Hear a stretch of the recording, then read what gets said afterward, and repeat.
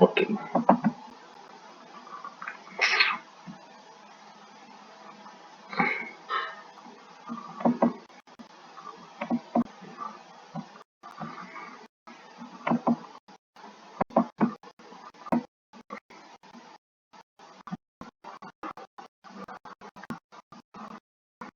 Tá aparecendo aí, pessoal?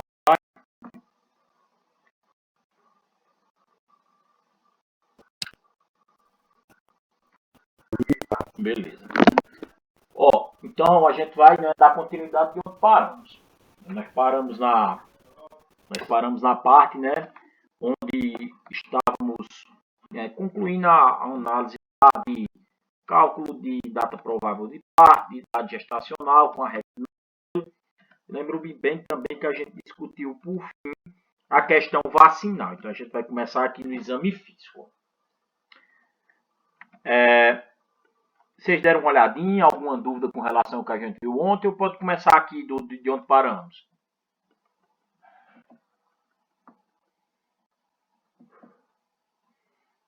Pode começar daqui ou tem alguma dúvida?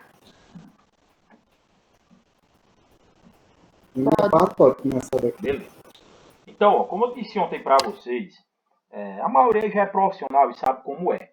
Que uma primeira consulta de pré-natal, ela demora em torno de 1 hora, mais do que isso, né, às vezes. Porque é muita coisa para preencher, muita coisa para conversar, muita coisa para se examinar. Então tá aqui o exame físico. Determinar o peso. Por que eu tenho que avaliar o peso? É esperado, pessoal, que uma gestante, durante o seu processo gestacional, ela ganhe de 12 a 16 quilos, né? Então, muita gente se expõe a essa especificação. E esse peso vem da onde? Se o bebê está pesado de 3 a 3.500, né? O paciente também pesa uma coisinha. O líquido amniótico também vai pesar. Não é pequeno, né? 12 a 16 quilos. No nosso manual, ele pede. Medida. Voltou o slide aí. Voltou diferente aqui para mim, peraí. Esse começo é um pouquinho complicado. Sempre tem uma pessoa que para depois a gente volta. Peraí. Beleza.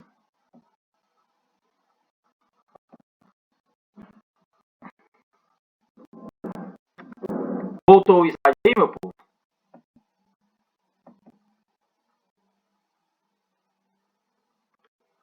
Voltou. Beleza. Então, como eu estava falando, né? Tem que ganhar, anota essa informação. Outra pessoa entrar.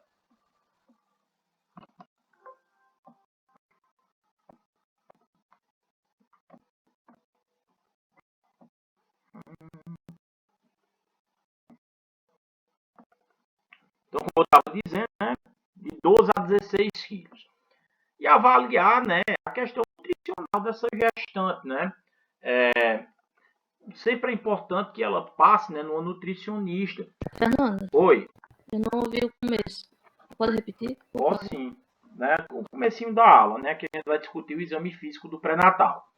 Então, determinar o peso. Eu tenho que verificar o peso em toda consulta, porque a gente espera que essa mulher ela ganhe de 12 a 16 quilos durante o seu pré-natal.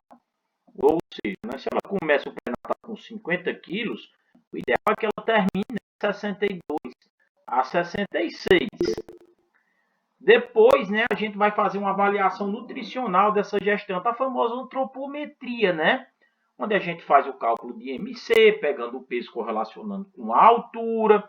A gente vai tentar entender como é o padrão, né, de alimentação dessa pessoa, porque a gente sabe, né, que no Brasil muita gente se alimenta mal por, primeiramente, não ter o alimento, né, e, segundamente, por ter utilizado de uma maneira inadequada. Medida e estatura, né? Verificar a altura, por exemplo, o manual do Ministério da Saúde fala que uma mulher que ela tem uma altura menor do que 1,45 m é para ser encaminhada para pré-natal de alto risco, mas nunca a gente encaminha, né? São algumas coisas que estão nos papéis que a gente, né, dificilmente segue. A avaliação dos sinais vitais, frequência respiratória, cardíaca, temperatura e pressão arterial, com muita atenção para a pressão arterial. Aí na frente tem um capítulo onde a gente vai discutir muito as verificações e os valores nas gestantes que têm determinadas diferenças quando para não gestantes, né? As síndromes hipertensórias gestacionais, onde eu vou ter, por exemplo, a hipertensão crônica, a hipertensão gestacional, a pré-eclâmpsia, a eclâmpsia, a síndrome HELP. Então, tem basicamente um capítulo só dentro, né, desse sinal vital, pressão arterial. A ausculta pulmonar, isso aqui a gente na enfermagem estuda bastante, né? Interpretar o que são sons normais e os sons anormais ali da área. Por exemplo, o som normal do coração é um tabu, B1 e B2. Não é bacana quando eu escuto um segundo tá, não é bacana quando eu escuto um terceiro tá. Também, né, fazer inspeção de pele em busca, né, de alguma alteração de cor, como por exemplo a hiperbilirrubinemia com a icterícia, a cianose, né, que denota para mim que tem pouco oxigênio circulante. Também não é verificar se tem edema. Antigamente era até um critério, né, de diagnóstico de pré-eclâmpsia, verificar se a mulher ela tem edema, mas naturalmente ela tem um pouquinho de retenção de líquido, fazendo com que, né, ela dê uma inchada, né? A palpação abdominal são as manobras de Leopold, que daqui a pouco eu vou mostrar para vocês. Eu falei na aula anterior que um bom enfermeiro, a partir da 28ª semana de gestação, né, terceiro trimestre, ele consegue palpar, né, a região abdominal e determinar a estática fetal, a posição do bebê no seu intraútero. Estática fetal, análise da posição do bebê no intraútero. Isso, clinicamente, eu vou saber por essa manobra de Leopold. Vou determinar, por exemplo, fundo de útero, vou determinar, por exemplo, situação, apresentação, grau de descida de cabeça. E o exame dos membros inferiores, como eu falei para vocês, é a análise dos ademas, né? Então, repetindo, por que eu vou verificar peso? Porque eu espero um ganho de 12 a 16 quilos durante a gestação. Por que eu vou verificar a altura? Para fazer IMC, avaliação antropométrica. Os sinais vitais que eu verifico em todo e qualquer paciente, com atenção na gestante da pressão arterial. Fazer a ausculta cardíaca e pulmonar, do B1 e B2, que é normal. Pulmonar, né, avaliar os sons que são comuns, que é o som bronco, traqueal, né, bronco vesicular, e os sons anormais pulmonares, isso é um aula mesmo da enfermagem, né, que é sibilo, ronco, atrito pleural. Inspeção de pele, ver se tem uma coloração anormal ali presente, como cianose, uma icterícia. Palpar o abdômen com as manobras de Leopold e avaliar os membros inferiores. Alguma dúvida desse slide?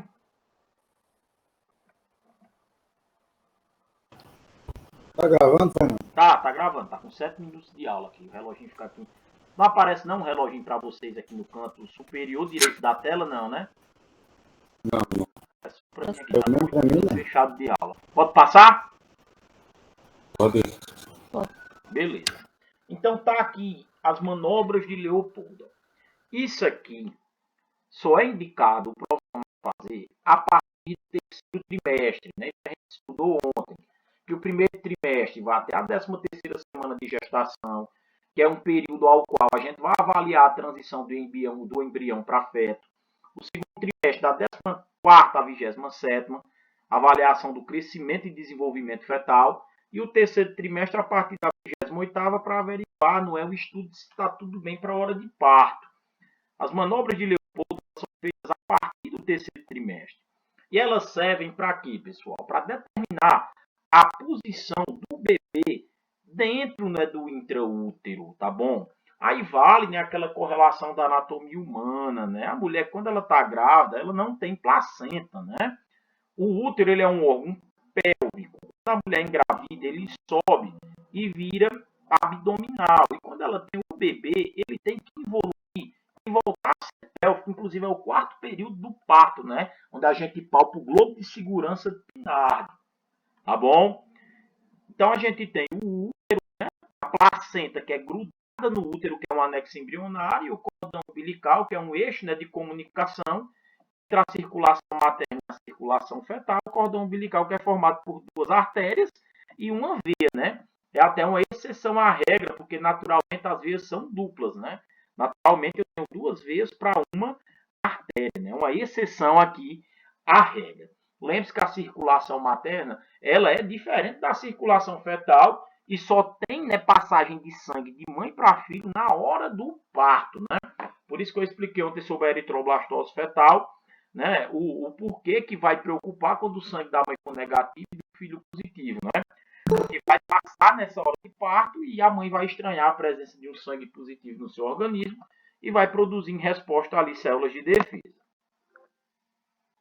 Só ver quem quer estar aqui.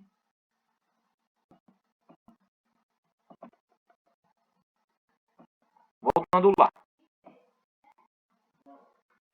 Então, ó, presta atenção nisso aqui para você compreender onde é que vai chegar com essa explicação. Vou deixar a tela escura aqui.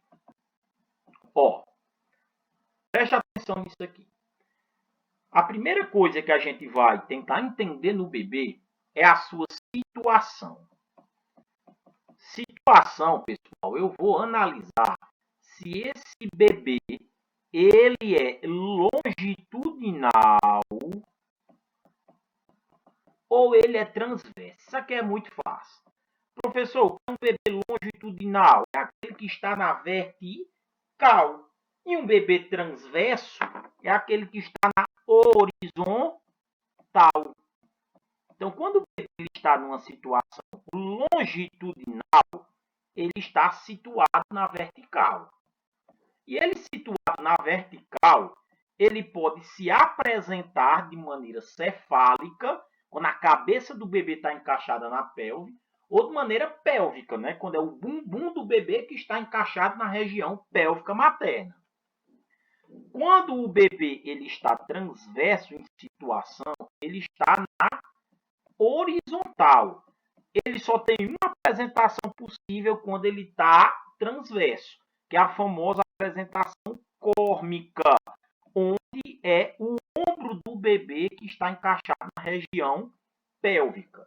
Inclusive, bebê transverso é indicação de parto cesáreo, indicação absoluta, porque, veja bem, o bebê ele vem ao mundo medindo de 45 a 50 centímetros. E o colo do útero dilata no máximo em 10. Aí muita gente pergunta, e por que consegue passar 10 em... Não é porque consegue, perdão, passar a cabeça do bebê que vai ter um diâmetro, por exemplo, de 33 a 38,6 num canal de 10. Porque a cabeça do bebê ela não está totalmente calcificada, né? Tem as muleiras, que são cartilagens, que a gente chama tecnicamente de fontanela, que depois se calcifica. Então, vai passar a cabeça do bebê, não é? Com a cabeça medindo, não é? No caso, 33 a 38,6 no canal de 10. Agora, aqui, que é o ombro, não vai passar. Porque não é uma cartilagem, tá entendendo? Então, aqui tem que ser um indicativo de parto cesáreo, né? O bebê transverso. Já né, o bebê, o ideal é que ele venha ao mundo pesando de 3 a 3,500 com uma altura de 45 a 50 centímetros, né? Aí a gente vai ver mais lá na frente. Existe um bebês de baixo peso. Córmica, quando o bebê está transverso em situação, a sua apresentação é córmica. Então, voltando aqui, você vai entender melhor. Preste atenção. A gente, para fazer com que você fique melhor, usa essa sigla aqui chamada FDAS. Né? A primeira manobra de Leopold, eu vou determinar o fundo do útero, que é o tanto que o útero está evoluindo para com a região abdominal. No fim da gestação, a mulher se sente muito cansada, porque o fundo do útero está tocando no diafragma, né? Então, eu vou colocar as minhas mãos para buscar esse fundo de útero. Inclusive, dá para a gente fazer até a medição dele, colocando uma fita métrica na ciência pública e subindo aqui. Dá para saber até quantas semanas de gestação a mulher tem através dessa técnica aí. Tá bom? Então, veja bem. Observe essa imagem aqui. Ó. No fundo do útero, né, eu estou tocando o bumbum do bebê. Se eu estou tocando o bumbum do bebê no fundo do útero, é óbvio, né, que a cabeça dele está lá na pelve. Então, esse bebê aqui está numa situação longitudinal, porque ele está na vertical, e ele está com uma apresentação cefálica, porque é a cabeça do bebê que está se encaixando aqui na pelve, está entendendo? Se eu toco a cabeça do bebê aqui no fundo do útero, ele continua em situação longitudinal, mas a apresentação dele já está pélvica, né? Porque se eu estou tocando a cabeça no fundo do útero, é óbvio que é o bumbum do bebê que está na pelve, tá entendendo? É simples isso aí, não é complicado Observa aqui essa segunda imagem. Essa segunda imagem eu dei, eu vou buscar palpar o dorso do bebê, né? Que é para onde, né, tocar as costas do bebê e verificar para que lado da mãe elas estão viradas. Deixa eu ver se eu consigo limpar a tela.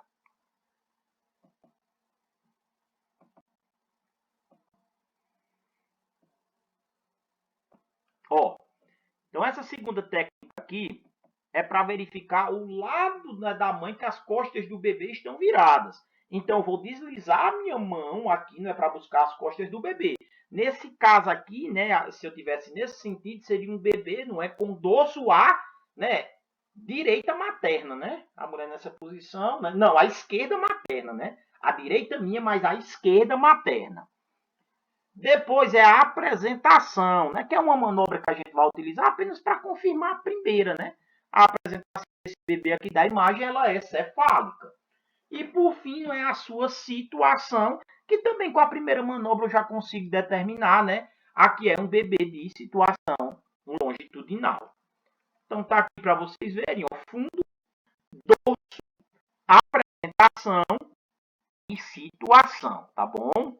Alguma dúvida? Isso aqui não é tão complicado não. Mas isso aqui são mais os enfermeiros que fazem, né? Manobras de Leopoldo. É aquilo. A gente não vai precisar ser refém de uma ultrassonografia. Tem profissional que ele é muito refém de exame.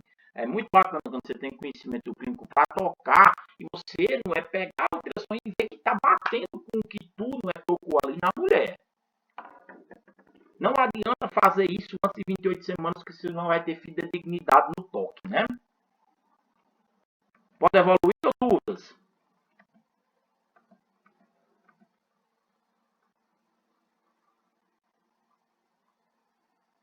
Pode evoluir ou não?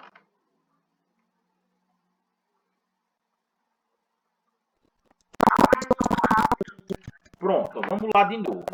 Vou até voltar para mim aqui. É assim. Essas manobras, elas vão servir para que a gente tenha um conhecimento do posicionamento do bebê no intraútero. E a gente tem uma sequência para melhor entendimento. E essas manobras só são indicadas no profissional executar depois de 28 semanas, ou seja, no terceiro trimestre. A primeira manobra é determinar o fundo do útero. O útero ele não é um órgão abdominal, ele é um órgão pélvico. Só que quando a mulher engravida, ele vai aumentar de tamanho e ele vai invadir a região abdominal. E tocando eu vou conseguir entender o tanto que ele está evoluindo dentro dessa região. Então eu vou buscar o fundo do útero, ele é bem perceptível. Tá certo? Se, por um exemplo, eu pego o fundo do útero e eu percebo que eu estou tocando a cabeça do bebê, eu sei que esse bebê está numa situação longitudinal, porque ele está na vertical.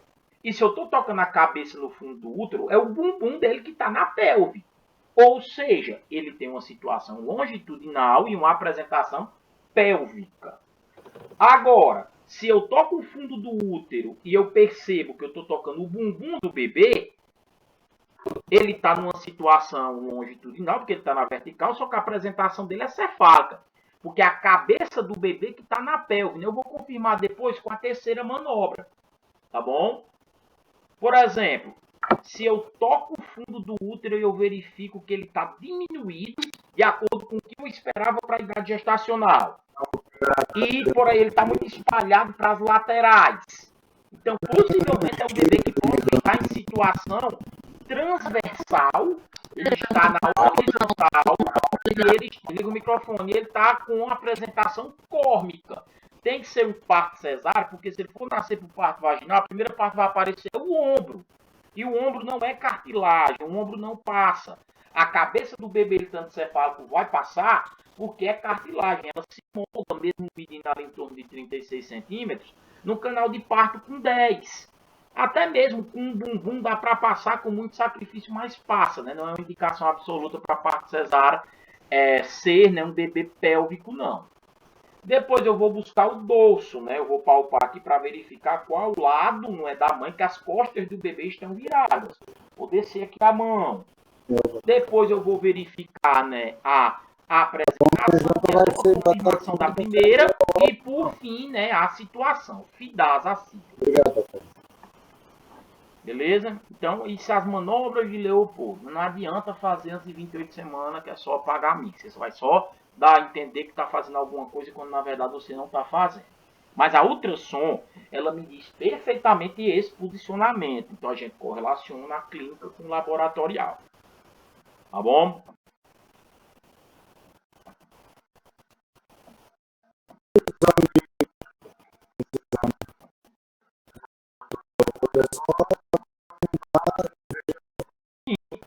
Mas assim, veja bem, é o que eu estou te dizendo.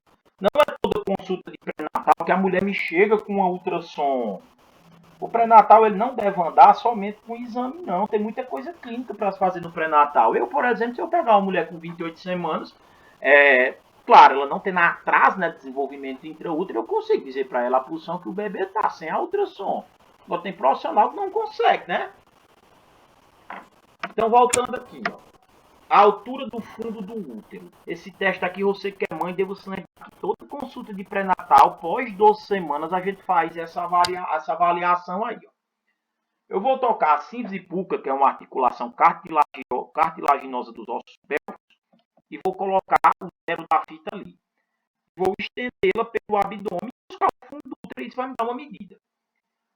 O porquê que eu faço esse teste? Porque eu sempre aguardo que com determinadas semanas de gestação, o útero ele não é um fundo com um determinado tamanho. Por exemplo, se a mulher não sabe quantas semanas de gestação ela tem, mas eu toco o fundo do útero e vejo que ele está passando a síntese, ela tem em torno de 12 semanas. Porque é nessa faixa de semana gestacional que o útero enche a síntese. Se ela não sabe quantas semanas de gestação ela tem, mas eu percebo que o fundo do útero está na altura do umbigo, ela tem em torno de 20 semanas, né? Com 22 ele está um pouquinho acima. Observa aqui uma coisa interessante. Ó. Com 40 semanas, você presta atenção que o útero está menor do que com 38. Por que disso? Porque com 40 semanas a gente já espera que o bebê já busque, né, uma forma louca de vir ao mundo, né, de 37 a 40 no parto a termo. Então o útero ele vai buscar contrair e descer. Então ele diminui um pouquinho quando comparado a 18, só que ele alarga mais para as laterais, ó. Tá certo? Existe, né? Eu nunca vi cair questão disso aqui, mas eu já vi em alguns livros aqui, inclusive um que está do meu lado aqui, que é a enfermagem materna infantil, que é a regra de McDonald, que é para saber quantas semanas de gestação essa mulher tem a altura do fundo de útero. Se você não tem essa base de que, por exemplo, com 20 está na linha do umbigo, você pega e faz essa forma matemática aqui. Você pega a altura do fundo do útero, multiplica por 8 e divide por 7. O valor dessa conta aqui deve ser quantas semanas de gestação essa mulher possui. Então tá aqui, isso que eu acabei de explicar para vocês aqui, ó. Aí, olha aqui, isso aqui também eu já expliquei, né, que é a questão da estática, ó. Olha esse bebê aqui, ó. Esse bebê aqui, ele está longitudinal, porque ele está na vertical. E ele tem uma apresentação cefálica, porque é a cabeça do bebê que está na pelve. Ótimo posicionamento para nascer por parto vaginal. Esse outro bebê, ele continua com a apresentação, não é? Ele continua, perdão, numa situação longitudinal, porque ele continua na vertical, mas ele está com a apresentação pélvica, né? Que é o bumbum dele que está situado na região pélvica da mãe. Né? Aqui você vê que são os dois ossos de quadril, né? Coíleo, pubis e isquio, e eles se unem por uma cartilagem aqui que a gente chama de sínfise pública. Você vem para cá e você acha a apresentação cômica. Aqui tem que ser um parto cesáreo. Indicação absoluta. Olha aqui, o bebê está posicionado na horizontal, situação transversa. A apresentação cômica, porque é o ombro do bebê que está encaixado na pelve. Ó. Se esse parto inventado de ser vaginal, ao invés de aparecer cabeça e o bumbum, vai aparecer o ombro. Aí uma verdadeira dor de cabeça, um verdadeiro Deus nos acuda. Novamente aqui, ó. Bebê longitudinal, com dorso, né, à esquerda materna e apresentação cefálica. Bebê transverso, né? Bebê transverso com apresentação cômica, porque é o ombro dele que vai aparecer. O bebê posicionado de forma longitudinal, ambos os partos acontecem de forma natural, né? Sim, o ideal é que nasça, né? Assim, cesárea é uma cirurgia, né? Cesárea só é para acontecer quando for indicação absoluta. Daqui a pouco eu vou falar nos tipos de parto, né? Indicação absoluta para parto cesáreo é descolamento prematuro, ruptura de vasa prévia, né? Situação transversa, né? São algumas das indicações, desproporção cefalopélvica, são algumas, né, das indicações absolutas para parto cesáreo. Por exemplo, existem as relativas, que o médico conversa com a mulher e não é eles em conjunto definem o modelo de parto. Não é obrigado que seja cesáreo. Pode nascer por parto vaginal, sim. Mas quando você coloca, né, numa balança o custo e o benefício, às vezes é melhor que ele seja cesáreo porque ele é mais seguro. Mas indicação relativa não quer dizer que seja obrigatória a cesárea, entendeu? Não, eu entendi. Estava só recapitulando aqui. Beleza. Lembrando que um parto cesárea que nós tivemos presencial. Foi massa demais. Essa posição, situação oblíqua que tinha no slide. A mesma coisa de transversa, né? Apresentação córnico-oblíqua. Ó, os batimentos cardíacos fetal. Tem como escutar o coração do bebê dentro do intraútero? A resposta é sim, né? Através de 2 aparelhos. O primeiro é esse aqui que está aparecendo, que é o sonar Doppler. Esse aqui, a partir de 12 semanas de gestação, eu vou conseguir escutar o coração do bebê. Às vezes a gente não consegue, né? Às vezes, né, a gente tem que explicar para a mulher, porque senão a gente frustra ela, né? Ela acha até que o bebê morreu, né? Porque eu disse que ao escutar o coração eu não consegui. Às vezes com 12 semanas dá, às vezes não, não é? Você tem que explicar para a mulher. E aqui é o estetoscópio de Pinardi, né? Esse aqui a gente não consegue ao escutar o coração do bebê após 20 semanas de gestação. Isso aqui a gente não encontra mais em canto nenhum, não, né? A gente vai achar mesmo é o sonar Doppler. Coloca-se um gel de contato ultrassonográfico e a gente vai dar uma giradazinha, né, na barriga da mulher, né, até encontrarmos um som semelhante a um cavalo galopando, né? Qual é o coração do bebê? A gente sempre faz a analogia, né? Som de um vento batendo no galho de uma árvore, cordão, né? E som de um cavalo galopando, coração do bebê. Que vai bater numa frequência de 120, anota as informações, 120 a 160 batimentos por minuto, né? Para um adulto, né, os sinais vitais são de 60 a 100, sinais vitais que eu vou trabalhar na aula presencial, mas já para um feto, e até mesmo para um neonato, nos seus primeiros 28 dias de vida, é de 120 a 160, né? Vale a pena salientar que para um neonato, se ele apresentar uma frequência cardíaca menor do que 60 ppm, eu já preciso trabalhar com obra de reanimação.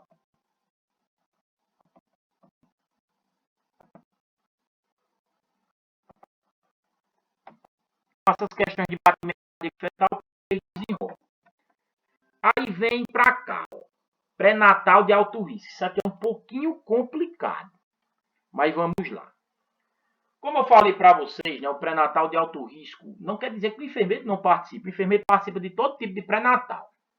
Mas é um pré-natal que requer um referenciamento para um NASF, que requer uma atenção, não é, mais aguçada de um profissional especialista no ramo, como, por exemplo, obstetras.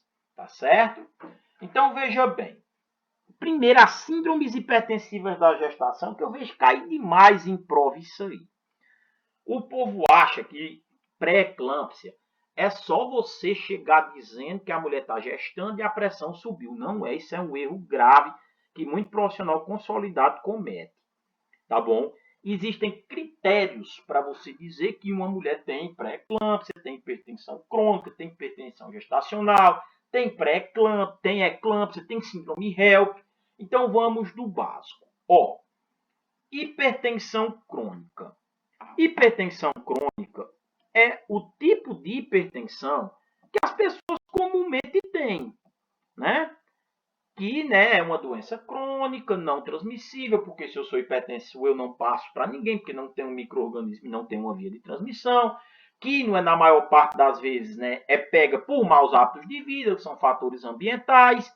Então, veja, imagine aí que Dona Raimunda já é hipertensa. Ela já faz o seu tratamentozinho ali com seu captopril, com sua hidroclorotiazida e ela engravidou. Então ela não tem hipertensão gestacional e ela não tem pré-eclâmpsia, ela tem hipertensão crônica. Tá certo? Então, eu vou diagnosticar uma paciente com hipertensão crônica quando subir a sua pressão antes dela completar 20 semanas de gestação. Pega esse dado para estudar síndromes hipertensivas, 20 semanas. Então, a hipertensão crônica, a pressão arterial da mulher vai subir antes dela completar 20 semanas. E vai permanecer alta por até 12 semanas após o seu parto. Então, ela tem hipertensão crônica, ela vai continuar hipertensa depois de ter tido o bebê. Tá certo? Porque ela já era antes de engravidar, ou essa pressão subiu até ela completar 20 semanas. Deixa eu dar um exemplo mais prático aqui para vocês. Suponha que Dona Raimunda tem 14 semanas de gestação e a pressão arterial dela está marcando 150 por 100. Isso aqui é indicativo de hipertensão gestacional ou pré-eclâmpsia? Não, porque para ser hipertensão gestacional ou pré-eclâmpsia, pessoal, essa pressão tem que subir depois de 20 semanas. Isso é um quadro de hipertensão crônica. De hipertensão crônica. Deu para entender? Rapaz, essa recapitulada, viu, Fernando? Eu tinha até esquecido o quanto é importante essa questão de não generalizar a RAS antes, né? Antes das 20 semanas, porque determinado isso é um erro gravíssimo. Isso. A diferença da hipertensão gestacional para pré-eclâmpsia ela é simples. Professor, o que é hipertensão desencadeada pela gestação? Para ser uma hipertensão gestacional, eu tenho que verificar que a pressão subiu pós 20 semanas. Lembra que eu peço sumário de urina? E no sumário de urina eu vou buscar a presença ou não de um negócio chamado proteinúria. O que é proteinúria? Proteína na urina.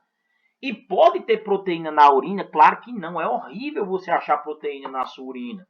Porque proteína é macromolécula, não pode passar para os processos de reabsorção. Então, se você acha proteína na sua urina, indica sofrimento de sistema renal, insuficiência renal. Tá entendendo? Então, suponha que a pressão arterial de Dona Raimunda ela subiu e eu detectei essa subida com 25 semanas de gestação. Pedi um sumário de urina e não marcou proteinúria, ela tem hipertensão gestacional. Agora, o que é a pré-eclâmpsia? A pré-eclâmpsia iria ser se tivesse marcado proteinúria o sumário de urina dela. Então, a pré-eclâmpsia é quando sobe a pressão arterial pós 20 semanas e a gente pede o sumário de urina e vem marcando proteinúria. Proteína na urina, ela está também suficiente renal. Tá entendendo? Então, deixa eu voltar aqui para mim para explicar, olhando no olho de vocês, isso aqui eu vejo cair em prova. Ó, vamos lá. O que é hipertensão gestacional? Né? A hipertensão, vamos do princípio. Hipertensão crônica. É quando a mulher ela já chega no pré-natal para mim como hipertensa. Ou a pressão arterial dela subiu antes dela completar 20 semanas. Depois que ela tem o bebê, eu preciso monitorá-la no seu puerpério e perceber que essa pressão vai continuar alta até 12 semanas do seu pós-parto. Ela vai, não é, ser diagnosticada como uma hipertensa, não é, comum, igual a maioria é, tomando ali as suas medicações e fazendo a sua terapêutica ambiental. O que é a hipertensão gestacional? É quando a pressão arterial sobe depois de 20 semanas e eu vou pedir um sumário de urina, que é um exame de rotina, e esse sumário de urina não vai marcar proteinúria. A pré-eclâmpsia é quando a pressão arterial sobe depois de 20 semanas e eu peço esse sumário de urina e ele me vem com proteinúria, que é proteína na urina. Então, no pré-natal, a gente tem alguns limiares, por isso que é importante a gente saber quantas semanas de gestação ela tem. Por exemplo, aborto. Aborto, o povo acha que é só perder o bebê é aborto. Não, aborto tem critério. Para ser um aborto, tem que perder o bebê antes de 22 semanas e o que for expelido tem que pesar menos do que 500 gramas. Se não atender um desses dois critérios, já não é mais aborto, é morte fetal. Então, por isso você tem que saber toda consulta quantas semanas de gestação tem, porque isso vai nortear suas ações. Eita, Fernando, agora aí você arrebentou, viu, menino? Pronto, só para a gente concluir aqui, eu vou já colocar umas questões para a gente treinar. E o que é a eclâmpsia? É fácil. A eclâmpsia é quando aparecer uma convulsão somada à pré-eclâmpsia. Então, no hospital, né, a gente vai tratar muito a pré-eclâmpsia com o sulfato de magnésio. Só que o sulfato de magnésio é uma droga que rebaixa muito o sistema cardiorrespiratório, pode levar a mulher a parada e a gente antagoniza com gluconato de cálcio, né? Para tratar, né, essas síndromes hipertensivas da gestação, a gente usa muito a metildopa, a gente usa muito, né, a hidralazina. São as medicações mais comuns que a gente vê no dia a dia para fazer o tratamento disso aí, tá bom? E, por fim, tem a síndrome HELP, que é uma complicação de difícil diagnóstico, que é gravíssima. Eu acho que vocês já devem ter ouvido falar. É uma sigla, H, E, 2 L's e 1 P. É a união de hemólise, que é a quebra excessiva de hemácias. A mulher está toda amarela com, né, hiperbilirrubinemia e icterícia. Depois ela vai ter queda de duas enzimas, né, aumento, perdão, de duas enzimas hepáticas, que é TGO e TGP, indicando que o fígado está em sofrimento. E por fim a gente vai pedir um hemograma, e esse hemograma vai marcar queda na quantidade de plaqueta, que a gente chama de plaquetopenia, certo? O alto índice de morte, né, materna ou fetal, ou os dois, né? Hemólise, aumento de enzimas hepáticas TGO e TGP e queda na taxa de plaquetas. Então, essas são, né, as síndromes hipertensivas da gestação. Nas próximas eu vejo demais aí avaliações de técnico também. Então, aqui você dá um estudo, o slide aí, né? Essa questão aqui, qual é o gabarito dela enquanto eu tomo uma aguinha aqui? Voltou o slide, né?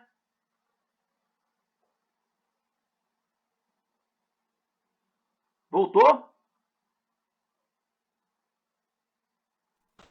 Voltou. Pronto, qual é o gabarito dessa questão que está aparecendo aí? Só encher o copinho aqui com água.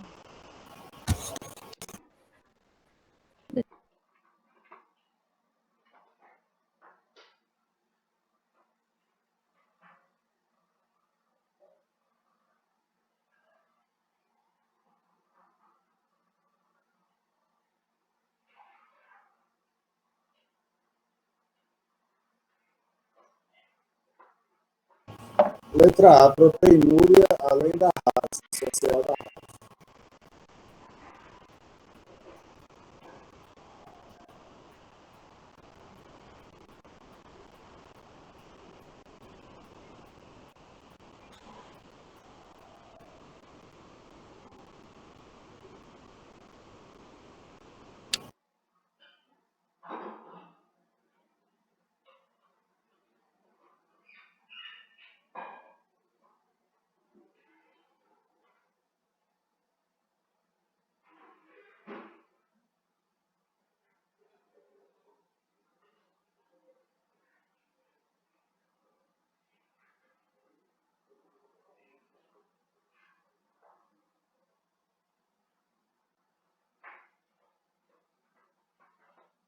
E aí?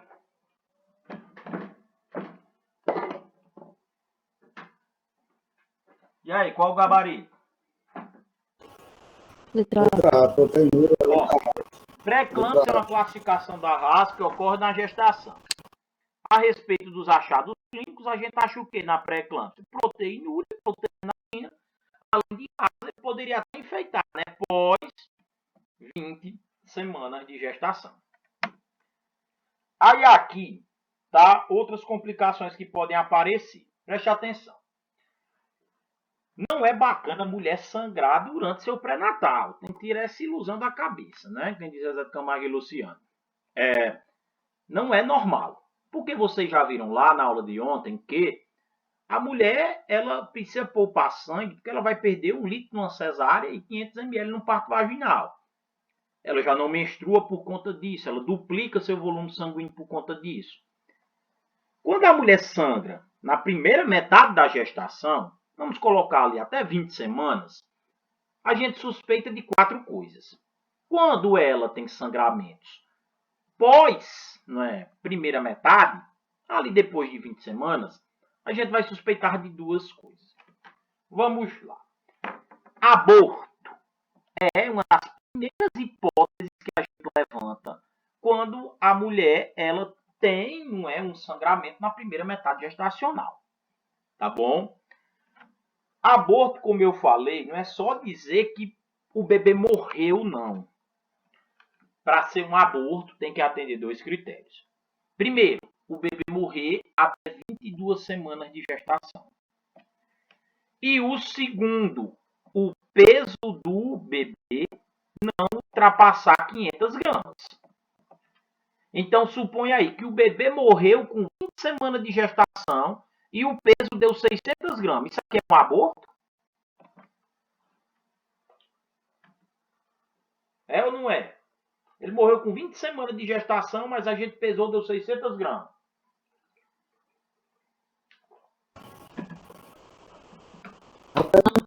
Não é um aborto, porque não atendeu os dois critérios. Isso aqui é uma morte natural, né? Pesando 600 gramas. Agora, se o bebê morreu com 20 semanas e ele pesou 350 gramas, isso aqui é um aborto, que atendeu os meus dois critérios, distância de 22 e pesar menos do que 500 gramas. Aí existem vários modelos de aborto, né? Espontâneo, provocado, inevitável, né? Aí vale a pena salientar as questões éticas da coisa, né? Que o aborto é proibido no Brasil. Agora, o profissional de enfermagem ele pode participar do aborto nos casos que ele é permitido, de acordo com a sua consciência.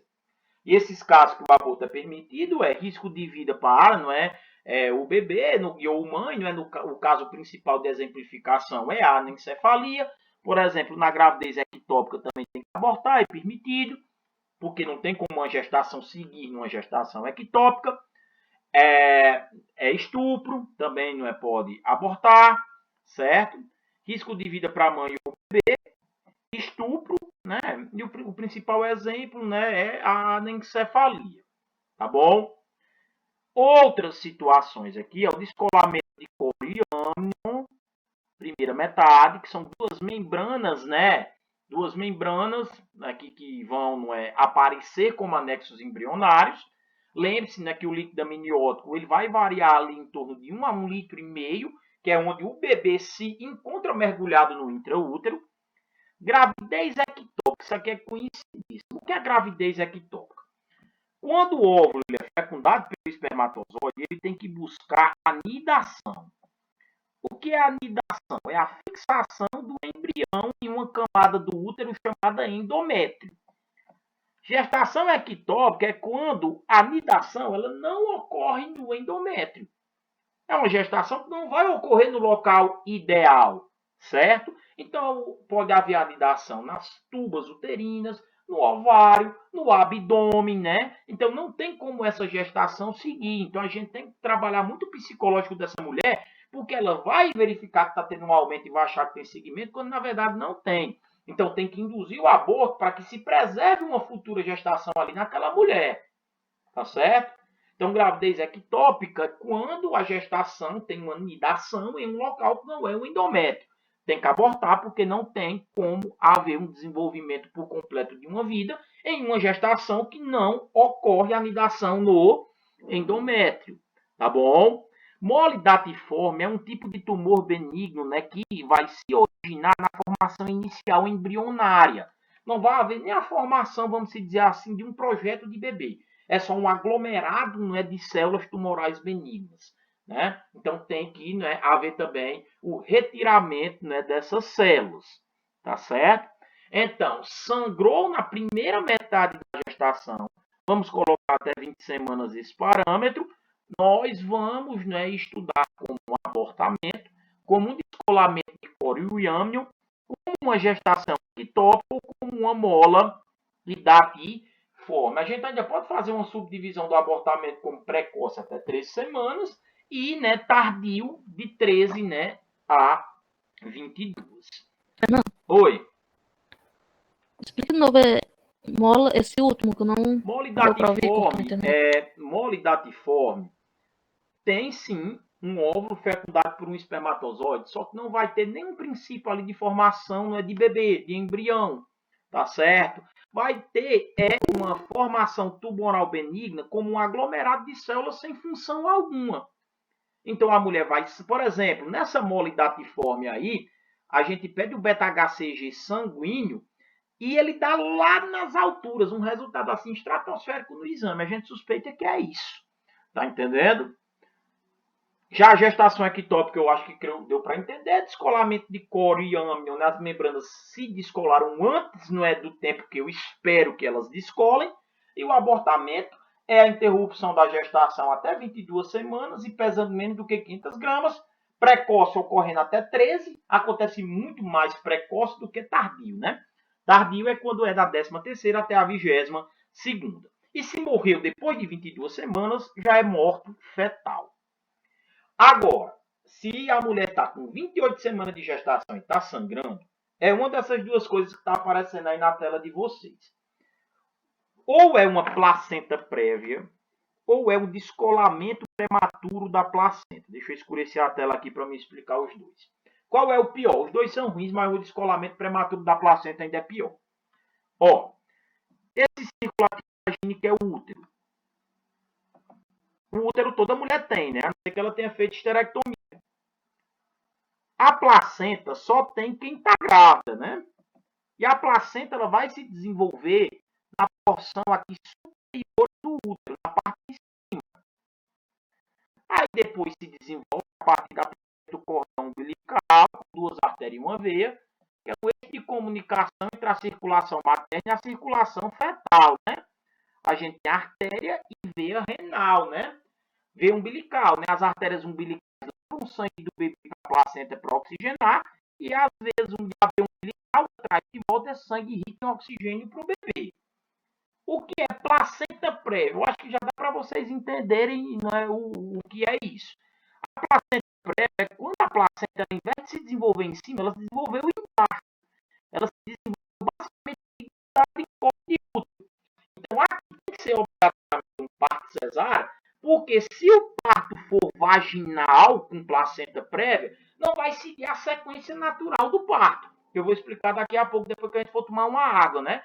Que a sequência natural do parto é dilatar colo do útero, depois haver não é, uma expulsão do bebê, depois haver uma expulsão da placenta e, por fim, o útero evoluir. Na placenta prévia, a primeira etapa do parto seria a saída da placenta. Não é bacana isso. Então, a placenta prévia é a inserção da placenta. Oi.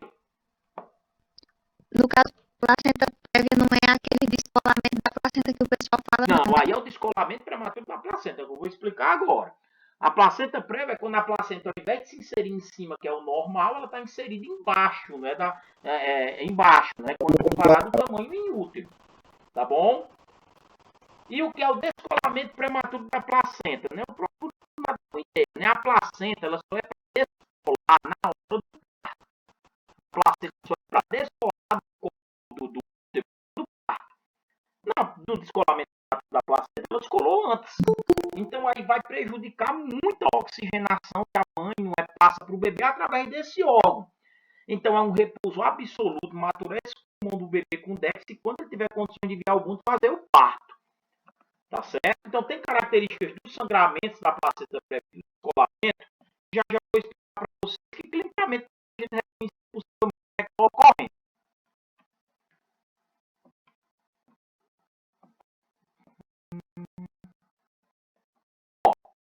Então essa questão aqui, ó, correlacionar os tipos de abortamento com suas características. Quando apenas parte do conteúdo do útero foi eliminado, que tipo de comportamento é esse? Apenas parte do conteúdo uterino foi eliminado. Qual é o tipo de comportamento do 1 ao 5?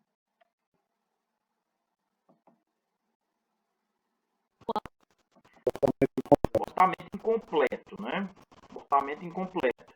Não foi todo o conteúdo uterino eliminado. Comportamento incompleto. Perdas espontâneas e sucessivas de 3 ou mais gestações.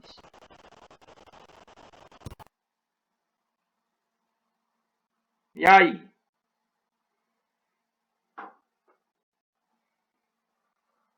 E aí? Abortamento habitual. Abortamento habitual, né? Quando ocorre a morte do embrião ou feto e o mesmo permanece na cavidade uterina sem ser eliminado. Acontece demais. O bebê morreu, está lá no intraútero, mas não teve eliminação de absolutamente nada. Aqui é um abortamento que? Retido. É a ocorrência de sangramento uterino com a sepse fechada, sem eliminação de tecidos ovulares.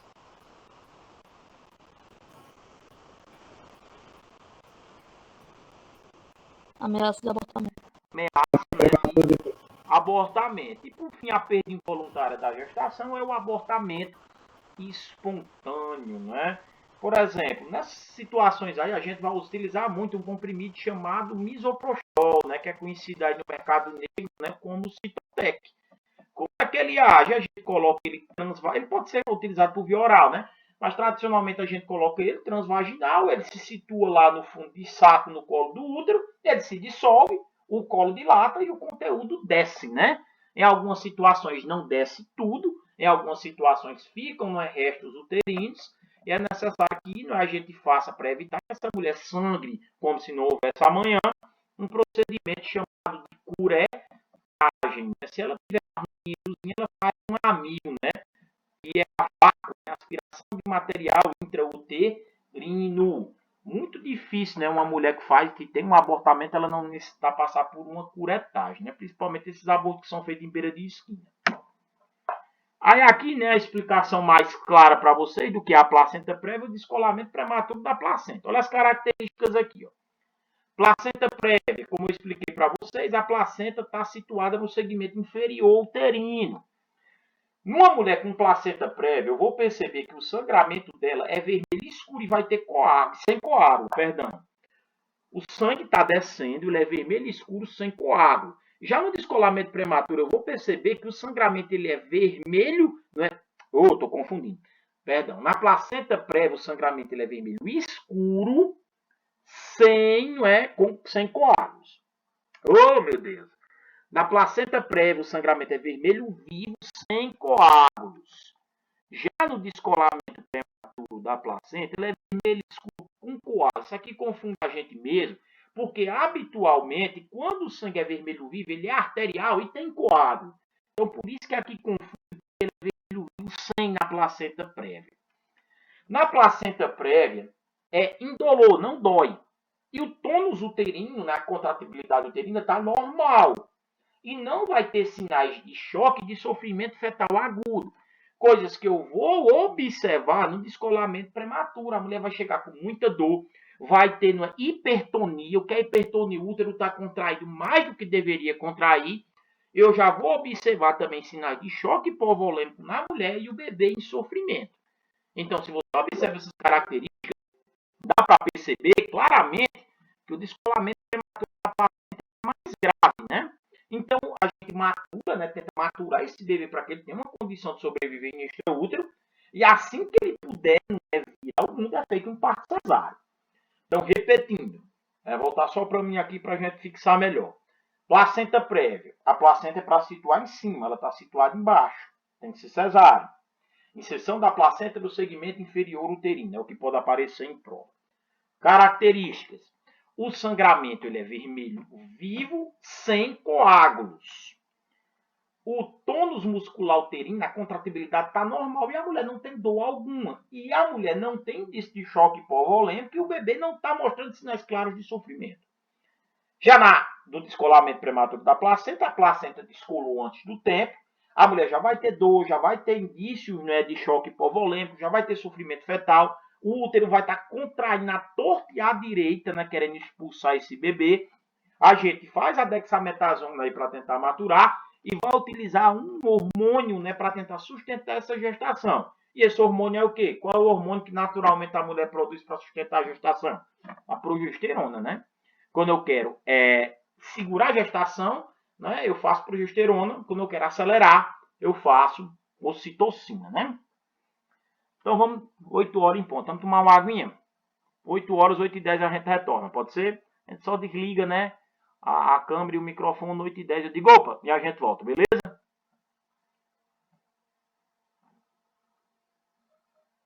Tá certo, professor. A gente retorna. Uma aguinha.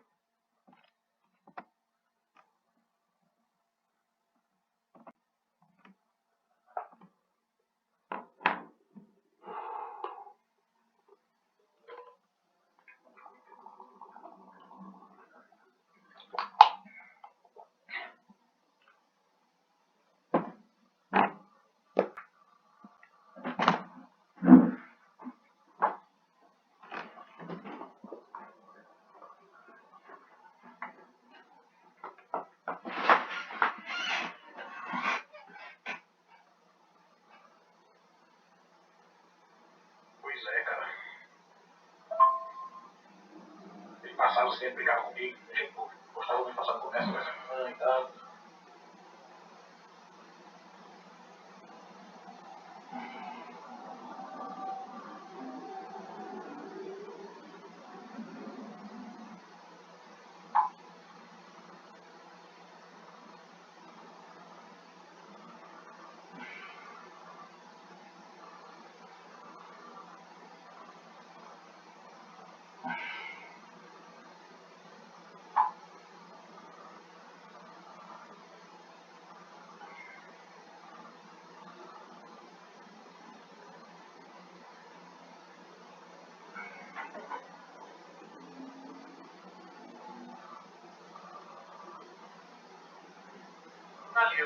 William Bonner, por exemplo, está mais sentado.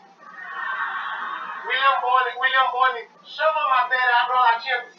Tá de boa, tá de férias. Bebido água do Bonner hoje aqui. Tá de férias, William Bonner tá de férias. Teve que aguentar um Padre Kelmo? Teve. Mas isso daí é uma vida que ele teve que viver mesmo. Mas já tem uma vida melhor, por exemplo, que Trali, que é uma pessoa que fica o quê? Em pé o ano inteiro, andando de um lado pro outro. Nunca ninguém arrumou um banco pra ele nessa Globo. É uma pessoa que minha mãe olha e fala assim, certeza que ele tem 3 varizes paradas na perna. Então, um jornalista que usa meia compressora e gravata, já é uma pessoa que eu poderia torcer por ele.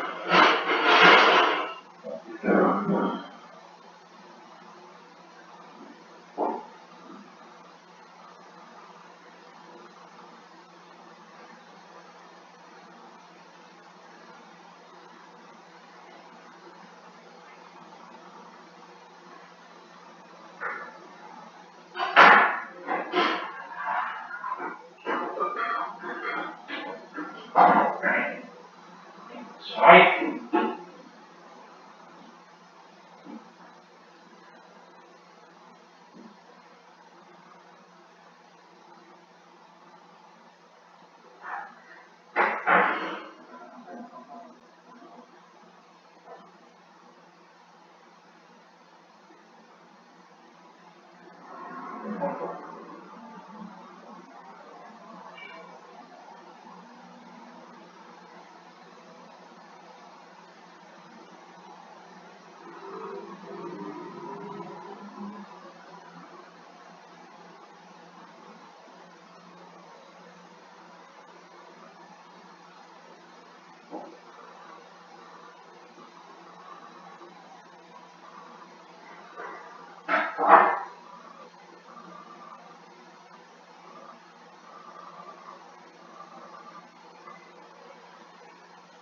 A gente podia aqui, tá?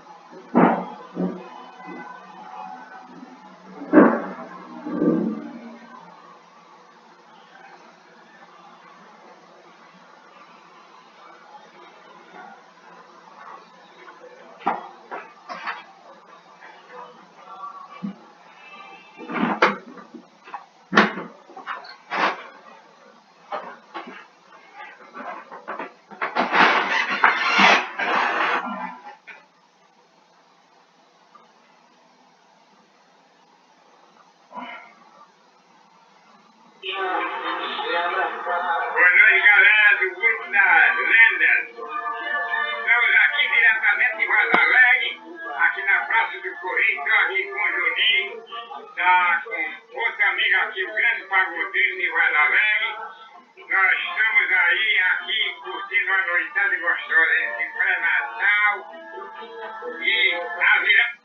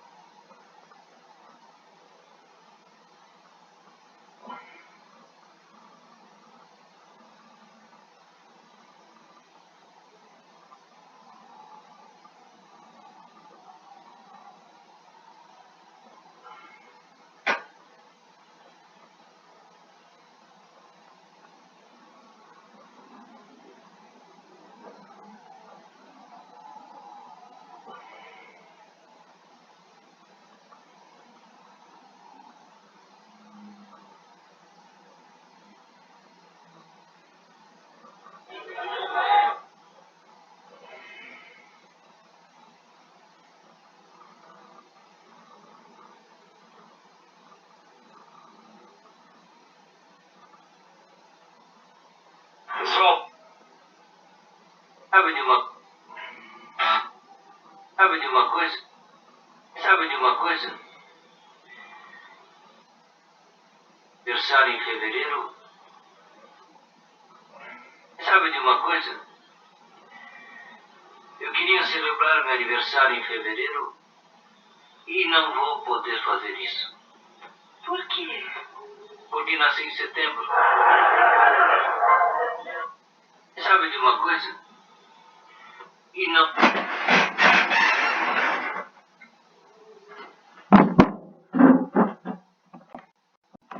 Vamos lá?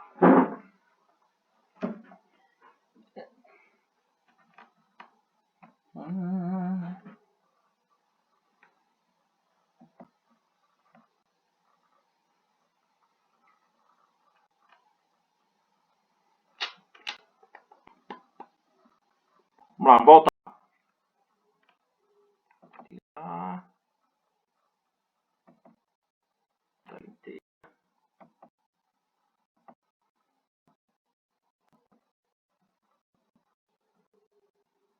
Voltou aí esse material?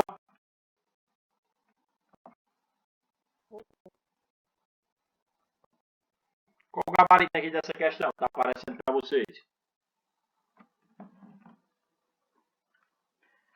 Assinala a alternativa em que contenha situações hemorrágicas que podem se desenvolver na segunda metade da gestação. Então, qual é a alternativa aí que traz alguma situação que sangre, né, hemorrágica, que ocorre na segunda metade da gestação?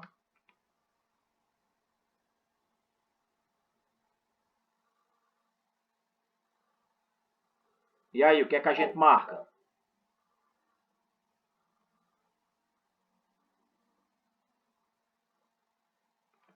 Cadê? Estão por aí?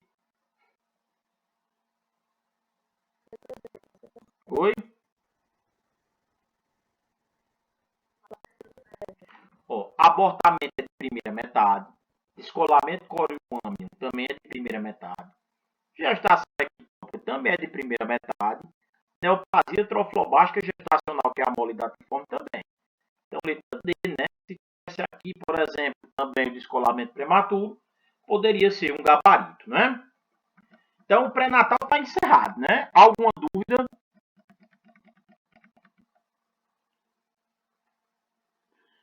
Podemos ir para o parto? Podemos, professor. Pronto, então vamos lá. Chegou a hora do parto, né? A gente fez o pré-natal todinho, agora chega o momento do parto. Primeiro, os tipos, né?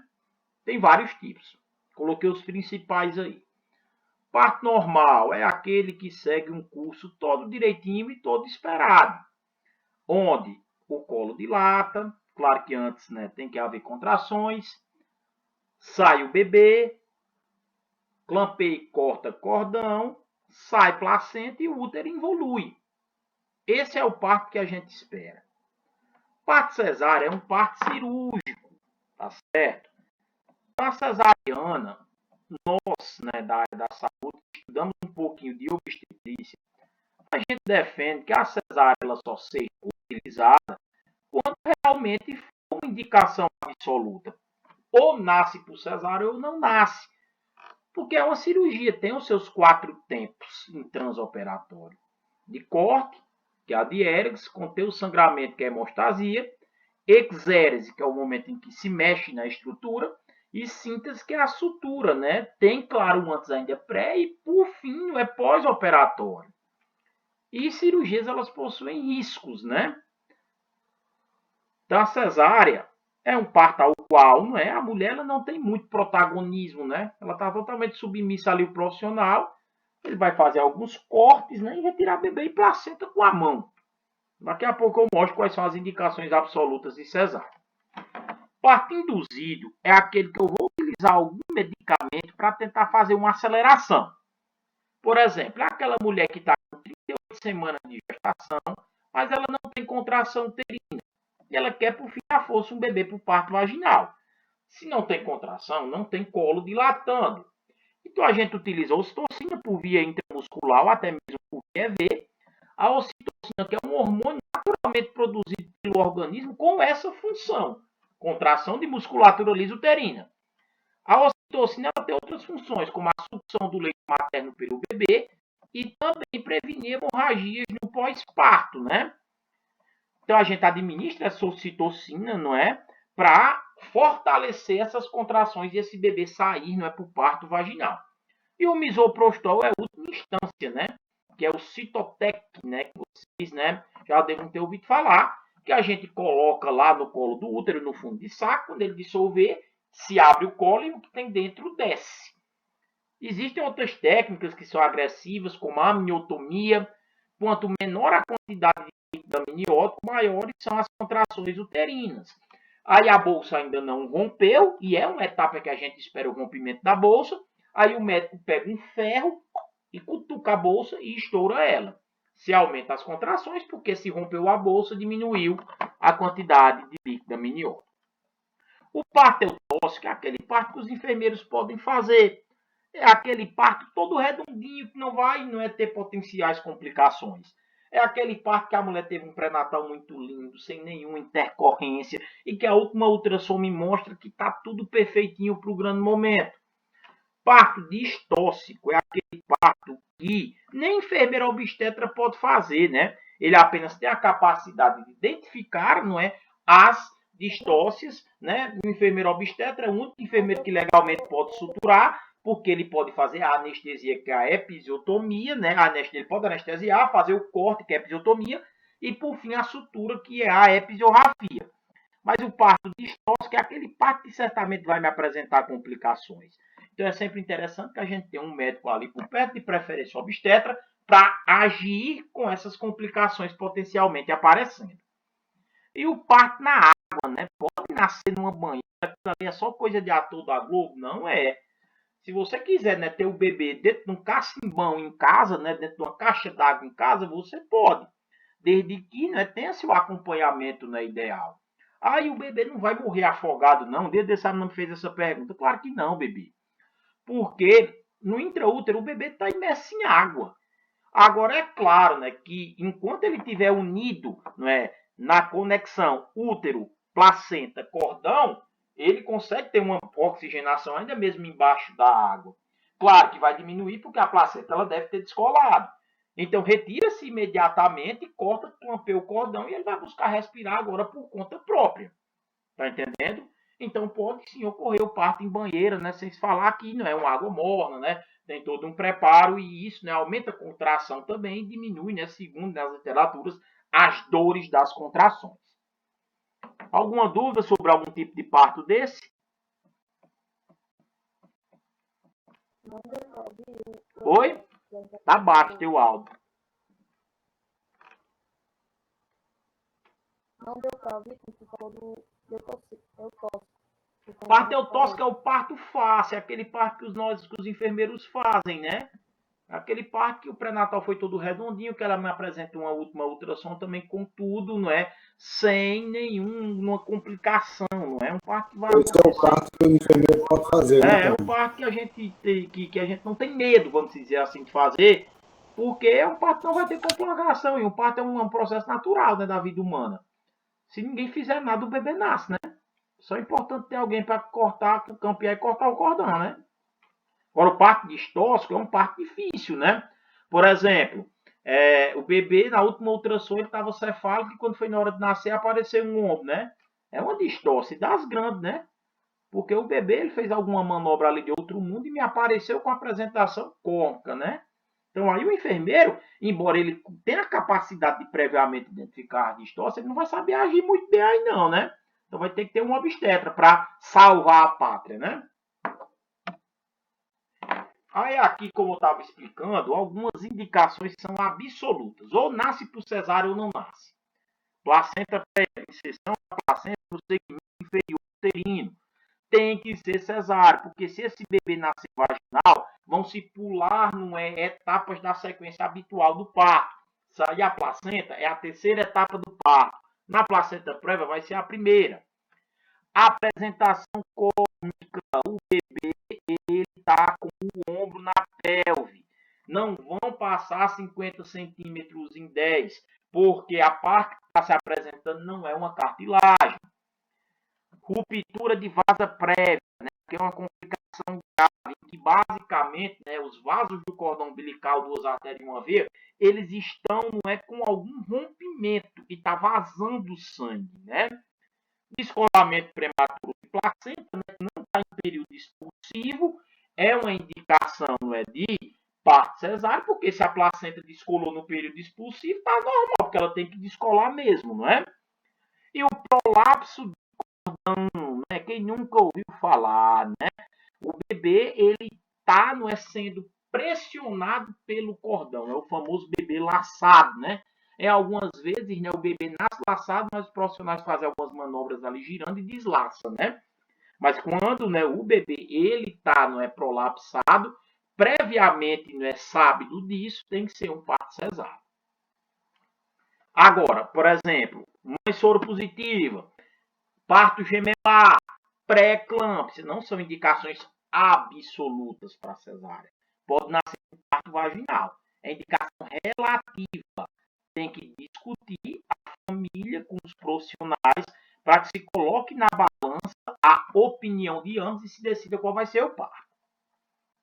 Dúvidas?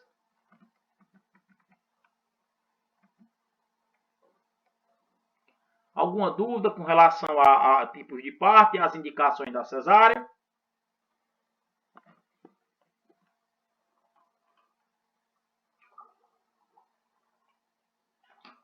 Não? Pode ir? No parto pode. Pronto. Aí chega o momento do parto.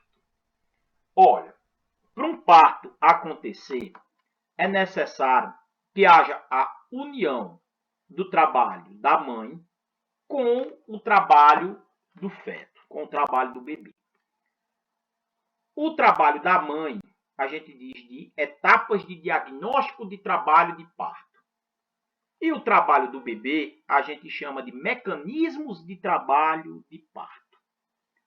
A mãe, ela vai executar o seu trabalho em 4 etapas e o bebê executa o seu trabalho em 7 etapas.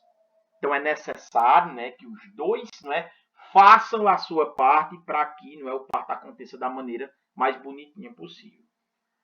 Vamos lá. O que é que eu vou olhar na mulher e vou dizer assim, está perto desse bebê vir ao mundo? Eu vou diagnosticar que o parto está perto. Vamos lá. Para nascer por via vaginal, coloquem logo de imediato isso na cabeça de vocês. Tem que haver contração uterina. E o útero, ele tem um músculo chamado miométrio, que é liso, que é a contração mais forte existente no organismo humano e que independe da nossa vontade. Quanto mais o útero contrai, mais o colo dilata. E essas contrações perto da mulher ter o bebê, elas são muito dolorosas, elas são incômodas. E elas têm um intervalo curto de uma para outra. No segundo trimestre da gestação, entre 14 e 27, a mulher tem contração sim, só que a gente chama de contração de Braxton Hicks. são contrações falsas de trabalho de parto. Elas não são tão dolorosas, elas são muito espaçadas. Isso não é para entrar em diagnóstico de trabalho de parto. Vamos trabalhar com critério. 2 contrações dolorosas em 10 minutos, que duram de 40 a 60 segundos. Vou dar um exemplo prático aqui para vocês. Suponha que eu decidi monitorar a mulher de 10 horas da manhã até as 10h10. 10 minutos, não é verdade? Suponha que quando foi em 10h03, ela teve contração dolorosa e essa contração durou 50 segundos. Quando foi 10h08, ela teve outra contração dolorosa que durou 45 segundos. Atende o meu diagnóstico de trabalho de parto isso aqui?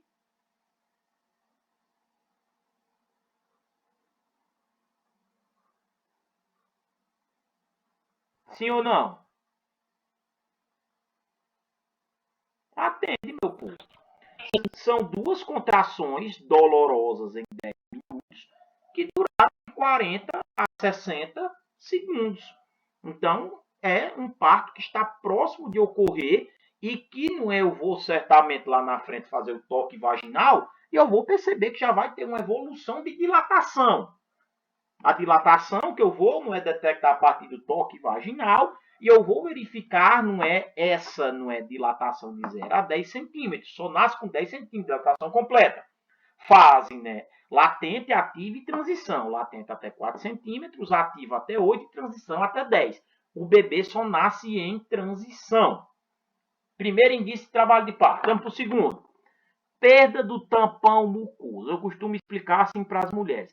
Você percebeu um catarrozinho, uma gosminha sujar sua calcinha? É o tampão mucoso. É porque assim, a parte de baixo do sistema reprodutor feminino ela é muito contaminada. A de cima já não é tanta. Então ela vai ter essa gosminha, esse muco na região de colo, que vai fazer essa proteção, para que a parte de cima não seja contaminada pelos micro-organismos da de baixo. Perto do parto, ela perde essa gosminha, esse tampão. Olha essa outra informação aí. Colo apagado e dilatado em 2 centímetros para nulípara, que é uma mulher nulípara que nunca teve filho. E semi-apagado e dilatado em 3 para multípara. Multípara é uma mulher que já teve filho. Preste atenção nisso. O colo ele só vai estar aberto quando for o momento de ter o bebê, que a gente chama de fase de dilatação, e ele se abre, claro, para expulsar o sangue no momento da menstruação. Fora isso, é para ele estar fechado. Só que ele, antes de dilatar, ele apaga. Porque apagar o colo está grosso e ele afina. Ele está grosso, ele afina e depois dilata.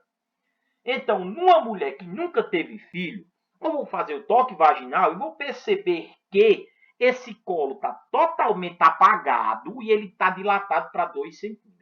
Como é que eu sei o tanto que está dilatado? Isso é prática de toque, né? Isso é prática de tocar e entender. Né? Por exemplo, uma polpa digital minha eu conto com 2 centímetros. Já numa mulher que já teve filho, o colo não precisa estar totalmente apagado. Se ele estiver semi-apagado e dilatado para 3, eu também já vou identificar como um diagnóstico de trabalho de parto. Então, repito, o toque vaginal ele tem que ser feito com critério. Não é só chegar e tocar a mulher de 5 em 5 minutos, não. Se a bolsa das águas estiver íntegra, não estiver rompida, eu vou poder tocar de 2 em 2 horas. Se a bolsa das águas estiver rompida, ou seja, a bolsa está rota, eu vou poder tocar apenas de 4 em 4 horas. Romper a bolsa das águas, que também é importante critério para diagnóstico de trabalho de parto, porque quanto menor a quantidade de água, mais contração a mulher tem. De vez em quando a gente vê no Kawaii, é até bonitinho, o bebê nasce empelicado, já viram? Ele nasce sem a bolsa romper, já viram algum vídeo disso aí? O bebê nasce empelicado, nasce sem a bolsa.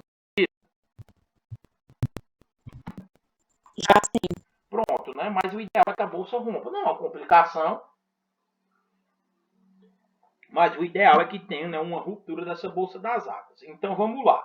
Você vai examinar a mulher e vai falar assim para a sua equipe. Está perto do parto acontecer. Vamos lá. Tem que ter contração. 2 contrações dolorosas em 10 minutos que duram de 40 a 60 segundos. Perdeu o tampão mucoso, rompeu bolsa de água. E no toque vaginal, a gente vai lembrar que só o enfermeiro pode fazer toque, né? Lembrando, e no toque vaginal, o que é que acontece? O colo está apagado e dilatado em 2 para quem nunca teve filho, e ele está semi-apagado e dilatado em 3 para, né, quem já teve filho. Pronto. Diagnostiquei o trabalho do parto. O parto começou. Eu tenho também 4 etapas no parto. A primeira etapa do parto, pessoal, é a dilatação do colo. O colo está fechado, o útero vai contrair, ele vai dilatar. Ele dilata até 10 centímetros. Só que ele tem 3 fases de dilatação. Ele tem a primeira fase, que é a latente, que é até 4 centímetros. Quando completa a fase latente, eu abro o meu partograma. Depois vem a fase ativa, que é até 8 centímetros de dilatação. E, por fim, a fase de transição, que é até 10. A gente só recomenda a mulher ir para a maternidade quando ela está na fase de transição, porque ela vai para a maternidade com 2 centímetros, ela vai só sofrer violência obstétrica. Mas é claro que ela não sabe, né? Porque não tem quem toque para ela em casa, né? Mas assim, a gente toca, manda ela voltar, né? Porque ela vai ficar, repito, só sofrendo violência obstétrica na maternidade. Primeira etapa do parto, dilatou. Depois que dilatou, veio o período de maior, não é, vamos dizer assim, sofrimento para a mulher, que é a expulsão do bebê, período expulsivo, que é onde o bebê vai fazer, não é, a sua parte, vai se moldar no canal do parto, insinuando, descendo, fazendo rotações internas e externas de cabeça. Depois que o bebê ele é expulso, vem a terceira etapa do parto, que tem uns 50 nomes, né? Que é a saída da placenta. Tem livro que chama de delivramento, tem livro que chama de dequitação, tem livro que chama de secundamento, tem um bocado de nome, é a mesma coisa. Saída da placenta. A placenta é um anexo embrionário que só é necessário no organismo gravídico. Quando ela não teve o bebê, então a placenta não é mais necessária. Tem livro que diz que é até um segundo parto, porque o útero vai ter que continuar contraindo para essa placenta ser expulsa. Da mesma forma que a placenta ela se desgruda antes do tempo no descolamento prematuro, tem um problema chamado placenta acreta, que ela está grudada, parece que o grudado foi super bom, né? Ela não quer descer. Tá bom? Aí o que é que ocorre? A placenta ela tem um tempo para descer. Não precisa fazer nada. Basta a mulher não vai ficar em repouso, o útero continua contraindo porque tem que evoluir, a placenta sai. Mas tu acha que o profissional vai ficar 20 minutos esperando essa placenta sair? Aí o que é que ele faz? Ele puxa, né? A consequência disso é ficar a resto de placenta no intraútero e quando ela estiver no puerpério, marcar 42 graus de febre e sangramento até dizer chega, infecção puerperal. Tem que voltar às pressas para fazer uma curetagem. Retirar esses resquícios que estão gerando esse sangramento. E por fim, tem, não é, a avaliação do globo de segurança de Pinard, que é a evolução, só completar, que é a evolução do útero. O útero ele vai precisar voltar a ser pélvico. Então, para ele voltar a ser pélvico, ele tem que contrair e descer. Eu tenho que palpar o fundo do útero depois do parto, né, na primeira hora pós-parto, e esse fundo do útero ele tem que estar contraído e de preferência na altura da cicatriz umbilical. Se ele tiver em hipotonia, não estiver contraído, é potencial complicação hemorrágica com sangramento puerperal. Diga, ó.